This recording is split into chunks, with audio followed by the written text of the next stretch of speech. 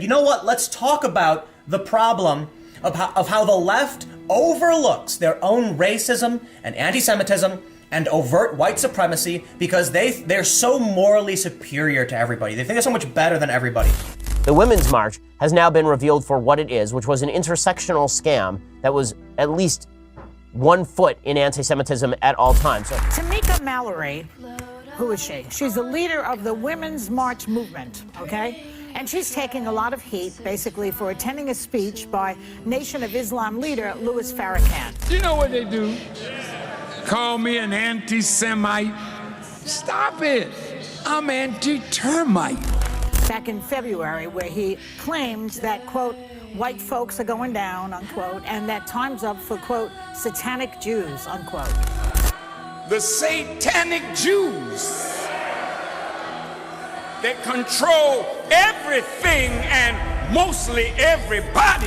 It's not just that she attended, she posted a photo on Instagram with calling Farrakhan GOAT, which means greatest of all time. He talked about their grip in Hollywood and how the Jews were responsible for all of this filth and degenerate behavior that Hollywood is putting out, turning men into women and women into men.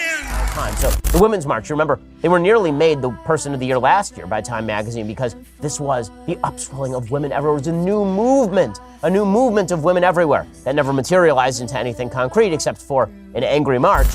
So she definitely has her, there's the photo right there. From 2 years ago. From 2 years ago, yes. So there's clearly an affinity for someone calling someone the greatest of all time. It kind of piggybacks on the conversation we were having yesterday about the inclusivity or exclusivity of the Women's March. And that was an article over at Tablet magazine talking about how deeply rooted the anti-Semitism was in the Women's March. And they have a hard time. I thought Hannah Alam from BuzzFeed said it best. She said the cohesiveness of the Women's March has been tried before. It comes under fire from women of color, anti-abortion activists, the NRA, anti-Muslim forces, and many other critics. And now you're adding possible anti-Semitism into the... And how the Jews were responsible. Was in the Women's March. Says on November 12, 2016, a group of 7 women held a meeting in New York. They'd never worked together before. In fact, most of them had never met, but they were brought together by what felt like the shared vision of an emerging mission. Because remember when we had a conversation about how CPAC was Nazi-friendly? Yeah. If Louis Farrakhan said Hitler was a very great man. This is not black and white. This is black and white, excuse me. It's very simple.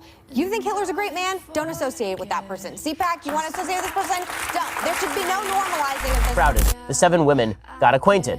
According to several sources, it was there, in the first hours of the first meeting of what would become the Women's March, that something happened that was so shameful to many of those who witnessed it, they chose to bury it like a family secret. The satanic Jews.